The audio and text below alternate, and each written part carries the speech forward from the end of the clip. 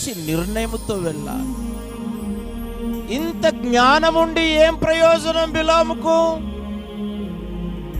ఇంత వాక్కు శక్తి ఉండి ఏం ప్రయోజనం?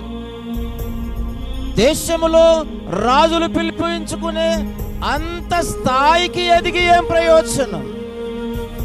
వెళుతున్న త్రోవ తప్పు త్రోవ.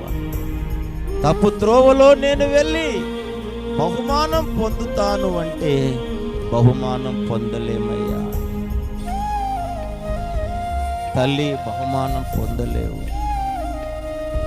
అయ్యా, మనం బహుమానం పొందలేము. తర్వాత కాస్త చూస్తే ఆయన హతుడైపోయినట్టుగా చూస్తాం.